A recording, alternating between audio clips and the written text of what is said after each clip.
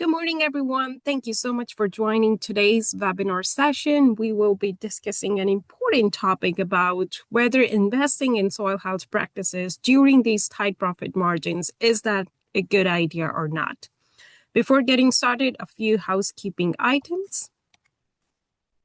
So today's webinar series will be offering one CCA credit. Stay tuned until end. We will be sharing the certification information at the end of the program. The session will be recorded and recordings will be available at agcrops.osu.edu.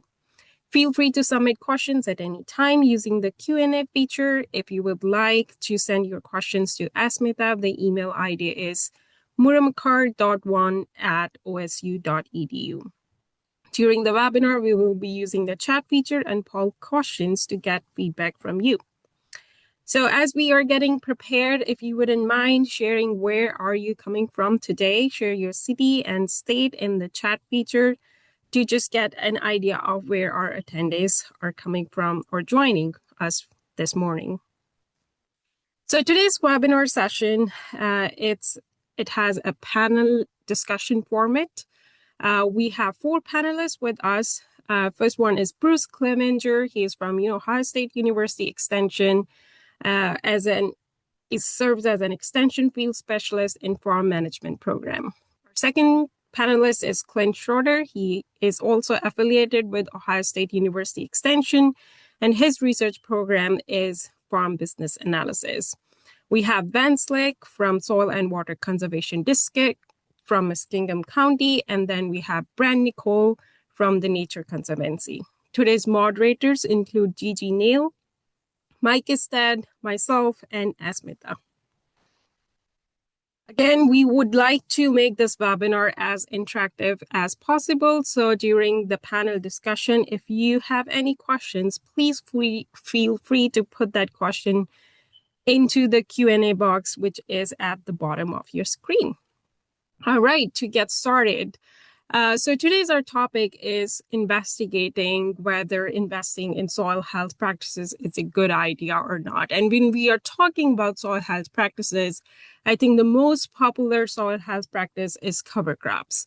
So the very first question to you, Clint Schroeder, do you have any analysis done with regards to cover crops? What's the return on investment looking like when somebody is investing in cover crops?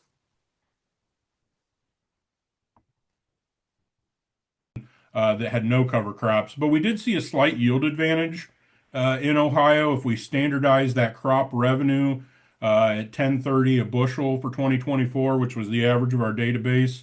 Try to take out any market gain. But kind of just looking down through there, we had $33 an acre in cover crop revenue.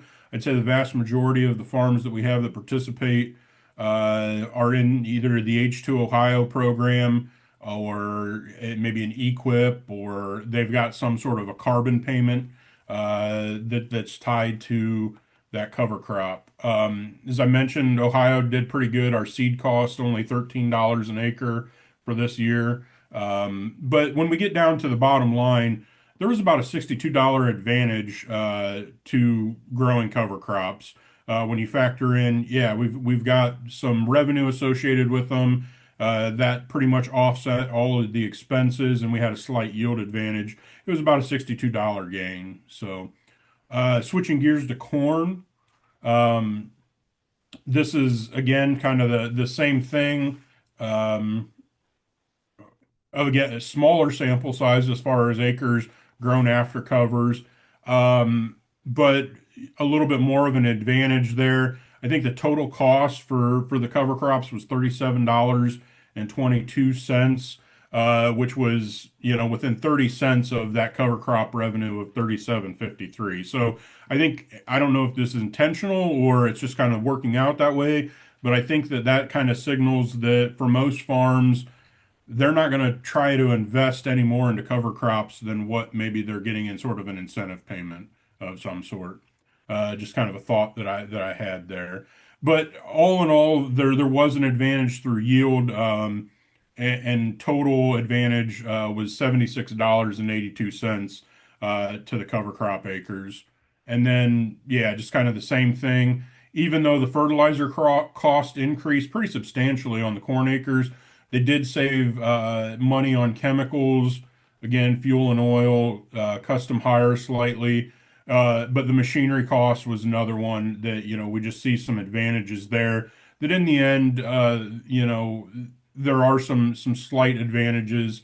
And I don't know that this data set is perfect, but I think that there's some things here that you can kind of tease out that maybe we're using less fungicide, we're using less herbicide, maybe fewer trips across the field, with our spray program or whatever it might be, that we are able to lower a lot of our cost slightly. So, um, yeah, so that's kind of, I hope, answers your questions, Mike.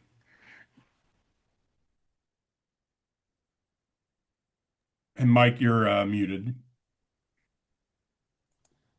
Thanks, Clint. I want to move over to Van and Brent. Van, you're with the Saltwater Conservation District there in Muskingum County.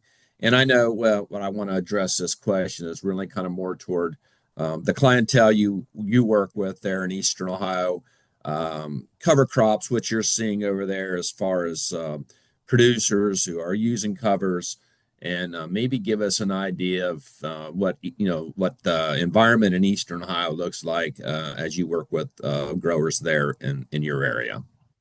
So, along with what Clint was saying, we do have the opportunity that we do have a cover crop program funded through the Muskingum Watershed Conservancy District.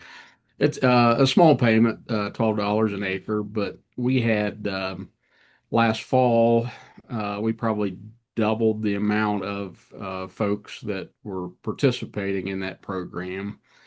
Now, most of them were already doing something. I kind of targeted folks that did corn silage and putting cover crops in after that. From an economic standpoint, I think it really boils down to the individual producer. They have to be sold on that cover crop making an impact from a soil health standpoint. Um, so I've got guys I work with that are dead set against cover crops. It's just an extra expense. And then I've got other ones that would love to be able to get cover crops on every acre of their ground. So it's kind of a mindset change. If you believe that um, these systems are biologically driven, you are more apt to adopt cover crops just from a standpoint of that biology. Last week, I got a text from somebody up in Putnam County showing me a picture of a road ditch full of soil from all the wind blown things. So another thing to consider is, we talk about cover crops from strictly an erosion standpoint, not even a soil health standpoint, but how much is a ton of topsoil worth? Yeah. Yeah, I grew up in Muskingum County, Van. I was just kind of thinking, well, topsoil wasn't really too deep to begin with, and so the erosion factor itself. I'm curious, livestock producers there in Eastern Ohio and the Muskingum watershed, you see maybe folks that generate a little bit of additional revenue when they grazing of cover crops at all? We don't have a whole lot of people taking advantage of that. Actually, Jared Hiddle on last night talking about that very subject, grazing cover crops. I mean, it's a great opportunity. You have to have a little bit of infrastructure, water, fence, Water. that Yeah. that kind of thing. Um, but we'd like to move more people into that. That just helps speed up the recycling process, nutrient availability. We do have several folks that in that cover crop corn silage system that they do harvest that cover crop in the spring for forage. Great, thank you. Brent, I want to move over to the Nature Conservancy and the role that you're playing over there with conservation, and especially as a non-GO, how you work with customers or clientele and farmers on on cover crops and the programs and advice and technology or technical advice that you provide people here in Ohio. Yeah, awesome. Thanks for having me. So yeah, with my work at the Nature Conservancy, I cover statewide as well as the Western Lake Erie Basin. I guess as far as cover crop adoption, from what I've noticed, and I guess I should back up a little bit as well as with the Nature Conservancy. I'm also a crop advisor, so I handle some clientele here in Union County. But as far as adoption goes of cover cropping, it seems to be, I guess, regionality and obviously, like Van said, mentality based. There's been, I guess, in the past years, a lot of money pumped into the Western Lake Erie Basin. I think that helps with some adoption up in that area. Down by me, a little bit more hesitant, it seems like overall. But I guess as far as just technical assistance, I mean, like Clint showed, there's some good evidence as far as putting numbers on a spreadsheet. I think the strong, um, I guess, mindset shift comes a lot from anecdotal. What we see, I guess, from who I've been working with throughout the state, you'll see, guys that are in cover crop rotations, if they're starting off at like a 2.5% organic matter, for instance, overall, we're seeing like kind of an average growth year after year of about 0.1% organic matter. And that's a rough average, but it doesn't sound like a lot. But if given a 2.5% organic matter, if you could say in 5 years you can bring it up to a three, 10 years bring it up to 3.5. The 1% organic matter in the soil can hold roughly 20 to 21,000 gallons of water. So when we talk about that number going into spring or even a drought year like we had, you get a lot more water retention, which is awesome. And I think a lot of guys that I've been working with are able to see that. Um, I should also say, with being a crop advisor, I get the luxury of working with some precision softwares, looking at a lot of yield data. I can't emphasize that enough, especially since input prices have risen recently. I mean, urea, I think, is at $740 a ton, the last I heard, which is outrageous. But I think this is an opportunity to maybe, look at these conservation practices, but also look at the marginal acre. In the past, we've run yield analysis on buffer areas. I think that's a good place to look. We've ran them up against woodlots, what they used to call quail buffers, grassed waterways, things of that nature. And we ended up with, I think it was like 120 different corn data sets, so 120 different site locations on that for those buffer areas. And I think 60 on soybeans, if I remember correctly. But what we noticed, what I'm getting at, is that up against those buffer areas, not considering the woodlots, but just like grassed waterways, you don't see much of a yield drag overall on average. Granted, every field's different, but when you conglomerate all of those data sets, you don't see a giant yield drag. But what is important to note up against tree lines and woodlots, within 40 feet from those, you'll see roughly on average between corn and soybeans combined on the yield data, roughly a 30% yield drag within 40 feet next to those trees. I think that's really important to keep in mind, especially like I said, when fertilizer prices are high. You might be able to reduce some of those inputs if you keep track of your yield data and run like a normalized yield layer on it and see your productivity maps. You might be able to drop down some of your fertility, save a little bit of money there, and obviously help the environment along the way. Um, but yeah, I think that's a good place to start. Work with your trusted advisor, look at that yield data. If you are doing things like cover crops, try to make them successful the first year. If you need to, terminate early, and then look for those anecdotal evidences. Do some digs, keep track of your soil test data, things of that nature. I think that'll help. Brent, since you kind of have the floor, what kind of incentive-based programs did the Nature Conservancy provide? And then, Van, I'm going to ask the same to you for like H2O Ohio and Equip. So let's talk about what are some of the financial incentives or things to help to offset the cost on cover crops. Yep. So with the Nature Conservancy, we are working on a program right now. It's a National Fish and Wildlife Federation program. It's a statewide program called Farmers for Soil Health. Really easy to find. You can just Google it. Pops right up. But it's the structure of it has changed just within the past year. But I believe it'll be end up being after this year about $35 an acre for new cover crop enrollees. So it kind of helps offset some of those costs there. And then there are some other programs floating around. I know Ducks Unlimited had one for a little bit. I think it was around $20 an acre. But if you're interested in some of those programs, feel free to reach out to me directly. I can try to get you linked up with someone. And obviously, Van, you kind of mentioned you're running a cover crop program up there. I can hand it off to you. But that for us, the big one is Farmers for Soil Health currently, and that'll run through December of 2027, maybe 28 if a no cost extension gets awarded. Yeah, I think Heather Newkirk put the link up in our chat. So if everybody would like to follow that, that's there. Van, a little bit about H2O Ohio and Equip and some of the other potential programs farmers could take advantage of. Yeah, the what was it in 24? The state opened up H2 Ohio to the other 64 counties that weren't involved in that Lake Erie Basin. The first 2 years of that program did not, all it included was nutrient management plans and nutrient management.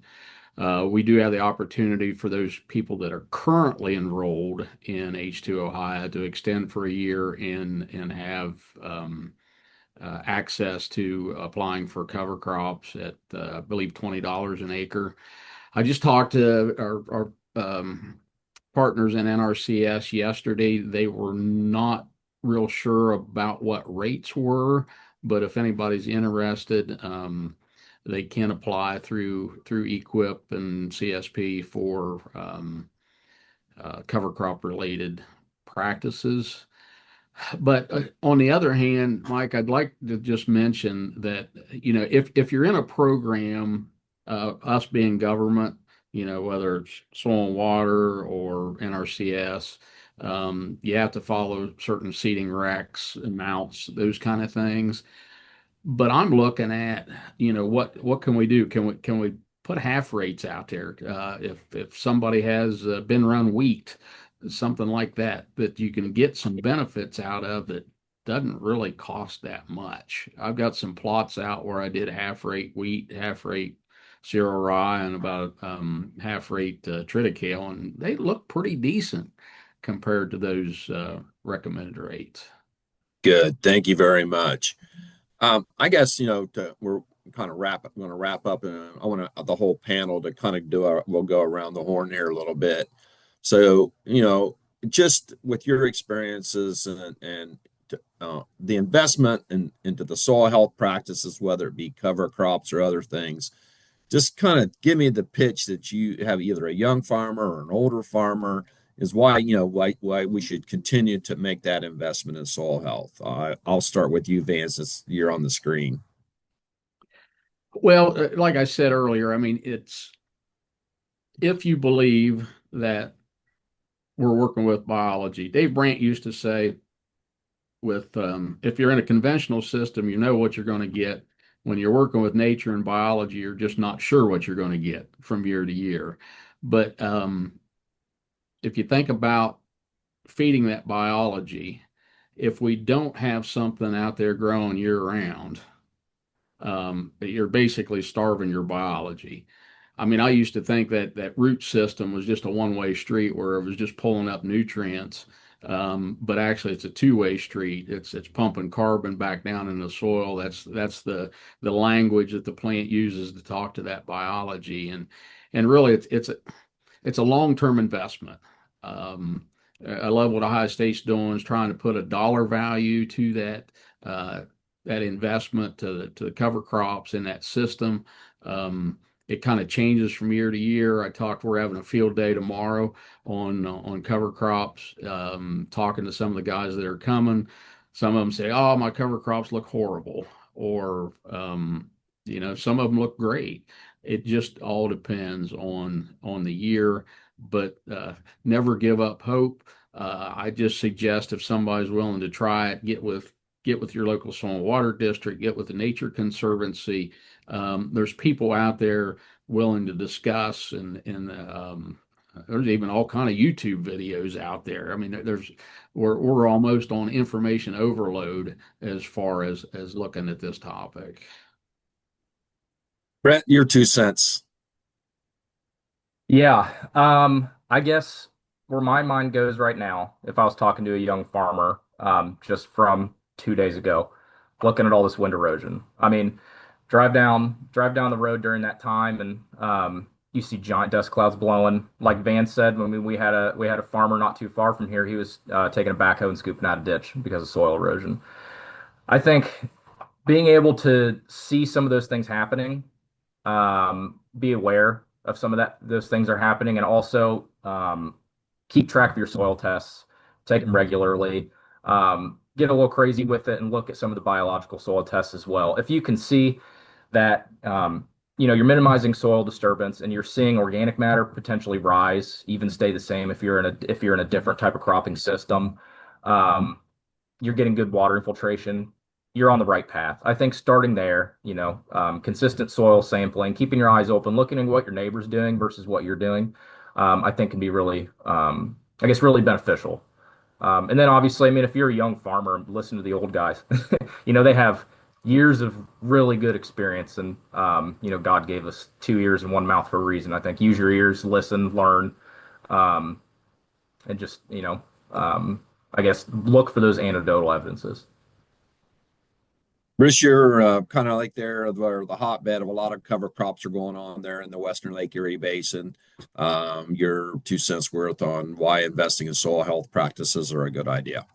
You bet. I think it comes into play that knowing that there are other things in the farm business that take a little bit longer to pay off. And I think we hear farmers that say that, my reaction in a 1 year experience versus waiting and committing to 3 years and then seeing some of the results after 5 years of maybe doing more than just sticking with it during an incentive payment period and investing this practice over a period of time. The things, and I would kind of make two buckets of things that take a little bit longer to pay off. There's things that we do, and then there's things that we purchase that both of those buckets take a little bit longer to pay off.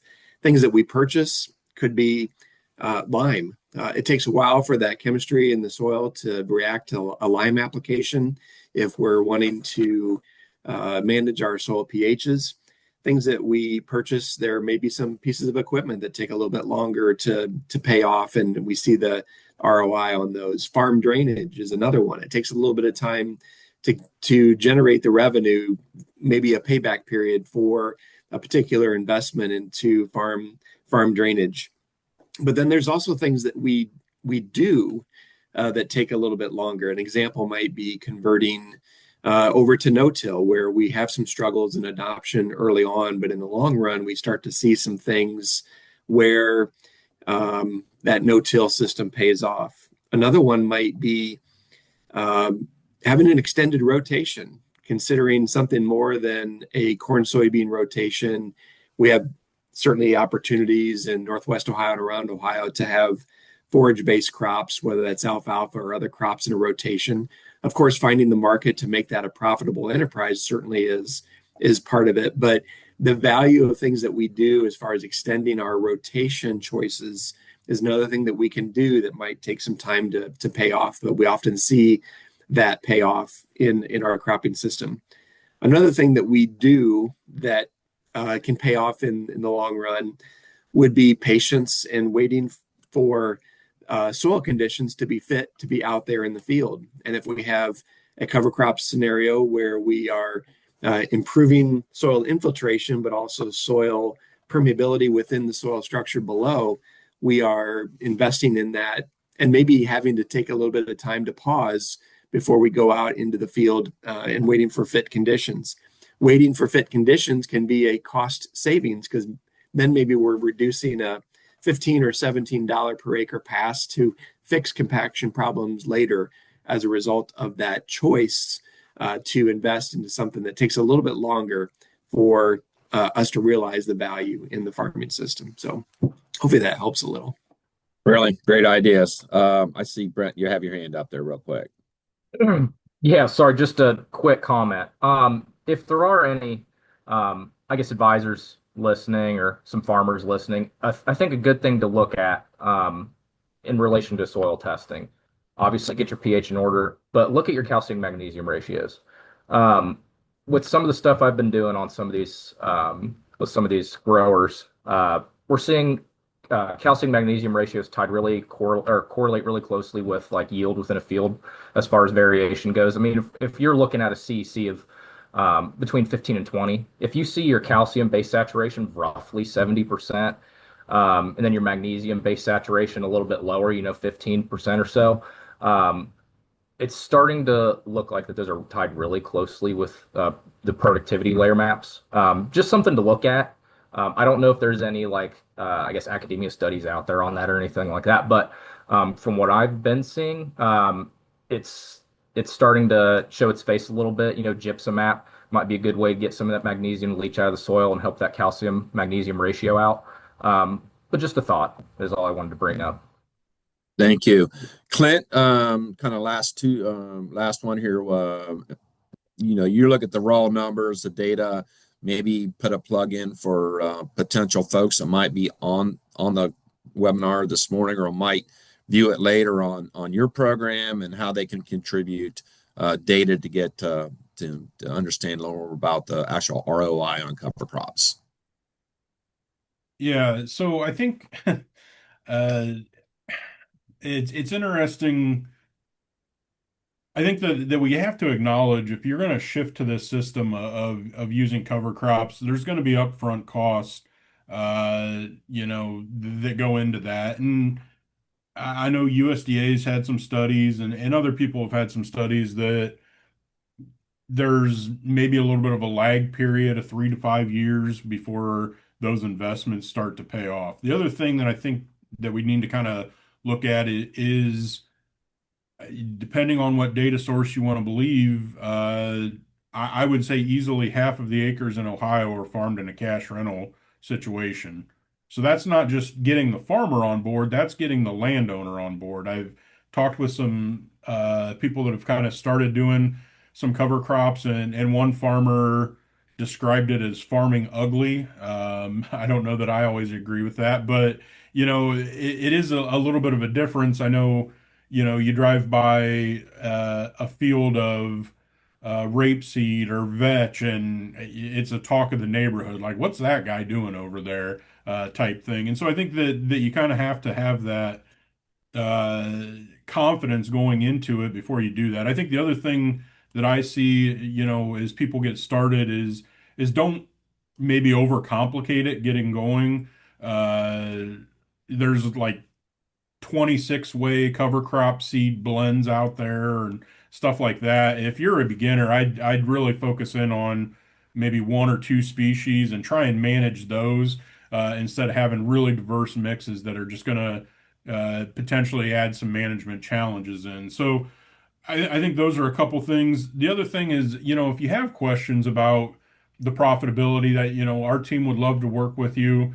Um, what we do, and I think it's important. I guess I didn't mention this before, but this is a small subset of what I do. We're really focused on profitability no matter what the system is, and we're not asking farms to make changes to their operations. We're just documenting what it is they're actually doing.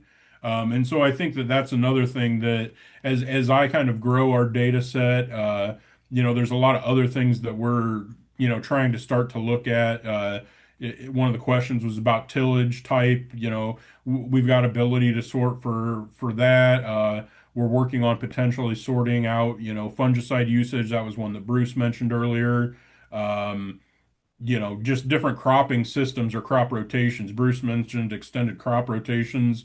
One of the projects we're working on is looking at wheat and how does that compare growing a wheat acre to maybe a corn or a soybean acre with profitability, and then stacking on a straw harvest or a double crop or a forage crop that's grown after that wheat to see, what's the profit look like there. So we do a lot of different things that try to put some numbers to, the practices that a farm's already doing. And if they'd like to see more information on that or get in touch with us, I'll put the website in the chat there, but it's farmprofitability.osu.edu is the best way to reach out.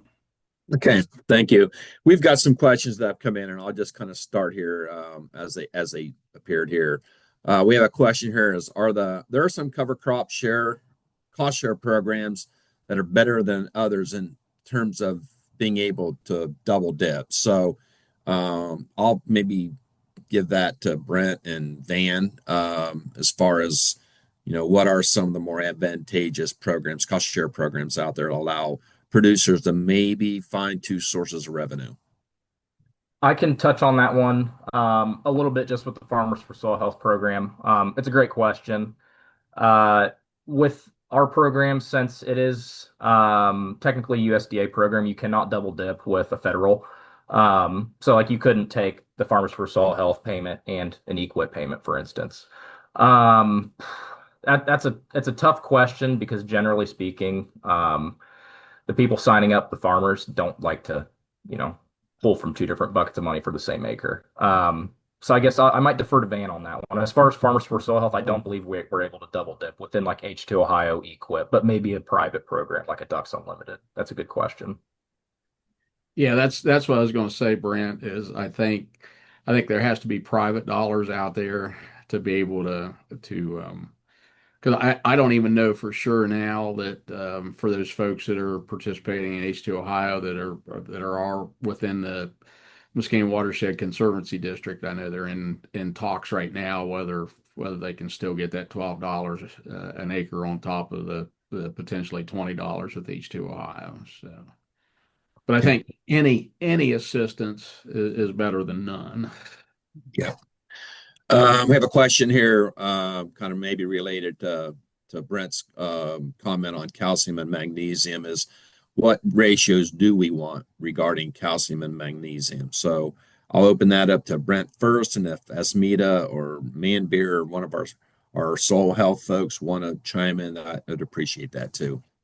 Yeah, someone might be able to touch on that better than me, but I will say from what I've been working on, just with trying to, my background's precision ag, just trying to help out some of these higher producing areas. What I've been seeing, it depends on CEC.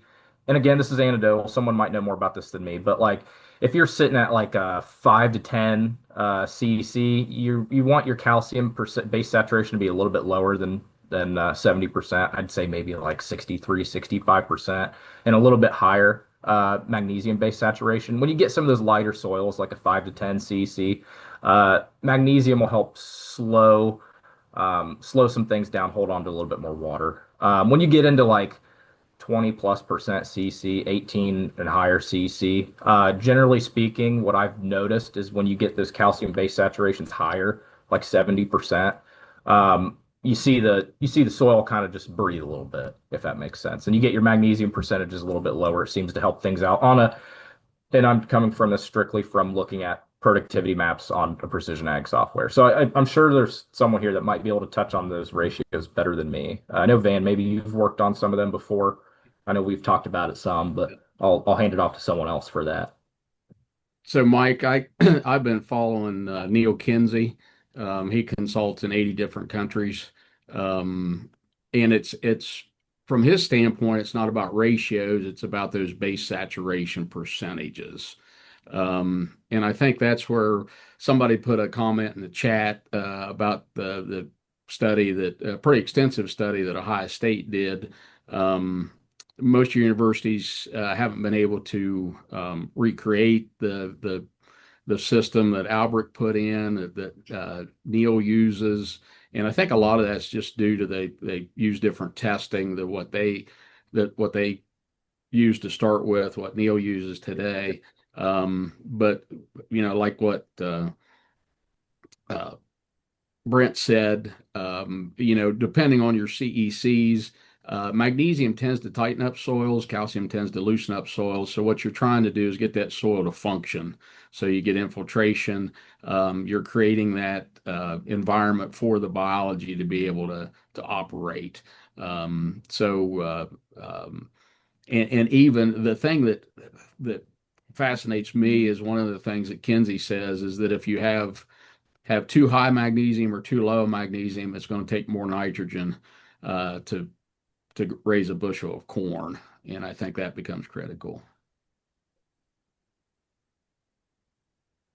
Yeah, I think we have another question. I think I might no, I understand it. So why are we?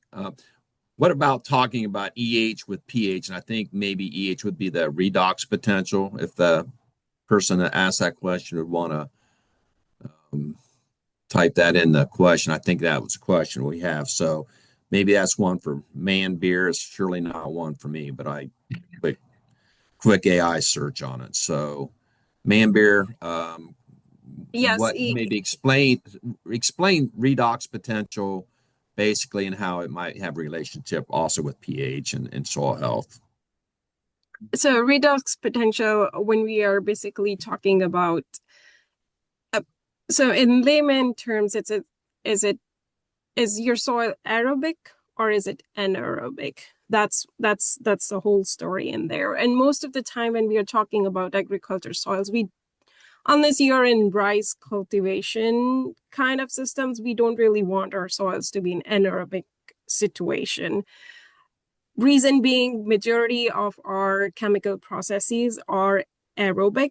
Microbes do need air to, whether it's mineralization or all sort of, just take an example of nitrogen, like organic matter needs to be mineralized to become nitrogen that plants can take up. If there is less oxygen in the soil, that process will be hindered. So it's quite an important soil property. We do not really ponder too much on it. Again, going back to the concept that we usually don't work with, like rice cultivation kind of scenarios.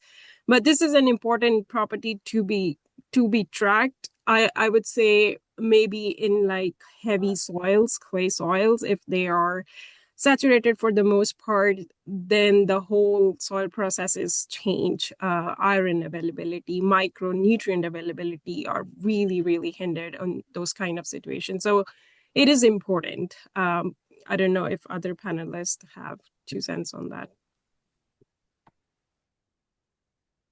Thanks, Man Beer. I know I typed in earlier on this morning the corn nitrogen rate calculator. I think there was some question about reducing cost or more efficient with our inputs this year. And so I really encourage folks that farmers that may be on today to visit that website. It's a real simple little tool that you can use. You only need a few data points, the price of corn and expected yield, and this calculator will give you a really good idea of what your how to maximize your return to nitrogen. So anyway, any other questions? Yes. Like along those lines, I know Clifton and I participated with Steve Coleman back when he was doing the rewrite. And we had 3 farms do nitrogen rate studies. And what we found out there was the lower nitrogen rates actually performed as well, if not higher, than the higher nitrogen rates. So I really encourage people just to use either a zero strip or something there to be able to on-farm trials. They're worth their weight in gold. Thanks, Dan. I don't see any other questions in the box. So at this point, if you have any questions of any of our panelists and you want to get with us, let us know and we can make the contact there. So I do appreciate our panelists this morning providing some really great information on at least an economic viewpoint of cover crops. We really do appreciate your time with us this morning.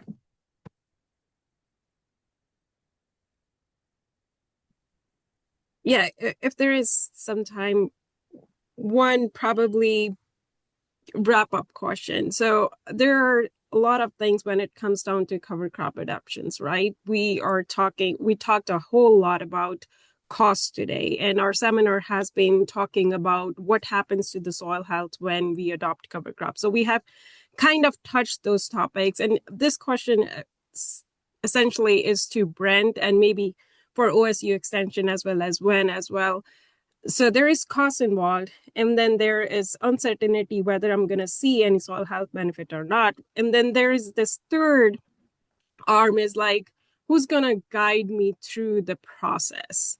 So I'm going to start with Brent over here. You guys have this Farmers Advocate program. Do you want to talk a little bit about that? And then Clint and Bruce, if you want to talk a little bit about OSU Extension, how they can get along there, and then, of course, when anything and everything that you guys do, for sure. Yeah, yeah. Thanks for bringing that up. That's a really good point. So yes, we have a program. It's called Farmer Advocates for Conservation. What it is, it's a group of farmers spread out between different counties and regions, mostly in the northern part of the state for the most part. But you can find those farmers and their locations on farmeradvocateforconservation.com. You can reach out directly to them or maybe someone at TNC. I don't think it's me. It might be Stephanie Singer, but she'll get you in touch with the farmer closest to you. And their role is to help you through the process. So a person on our team, Matt Burkholder, I'm sure some of you have heard of him or met him. He's a farmer around Lima, Allen County area. Yep, there's the link. Thank you for that. Yeah, he gets phone calls all the time, and he'll visit farms, walk them through, equipment setup, species mixes, terminations, things of that nature, so that there is someone near you, hopefully, that you could link up with. Yeah, visit that website, or you can again reach out to me, and we'll get you hooked up with someone that might be able to help.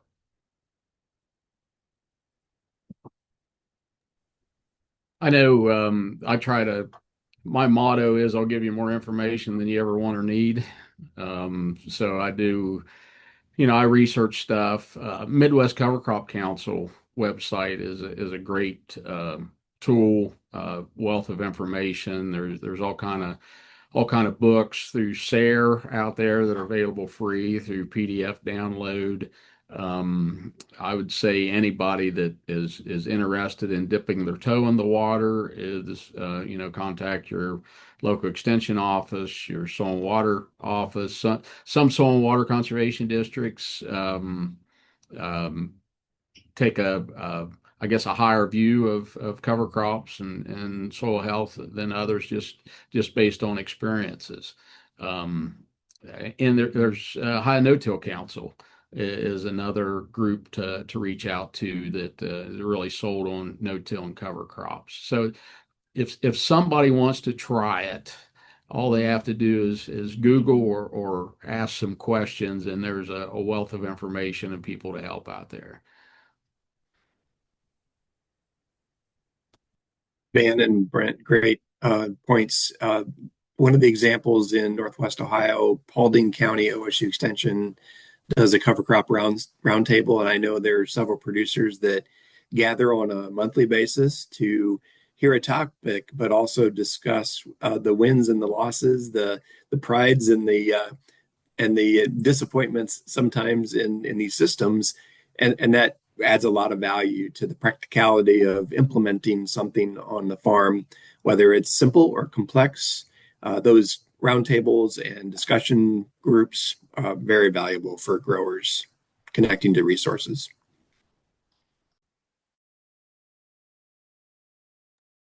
I refer to it as the good, the bad, the ugly. Yeah, I think Bruce, you kind of stole my answer there with the cover crop roundtables. I think those are great sessions. I think that no matter where you're at in the state, you can start the conversation with your extension office or soil and water. Some great resources have already been mentioned, but a lot of the SARE publications, Midwest Cover Crop Council. I think a lot of our people are aware of the resources that are out there, and maybe if they're not an expert in cover crops themselves, they can get you in touch with the person in our network, our water quality associates, or whoever it might be that are working in that field.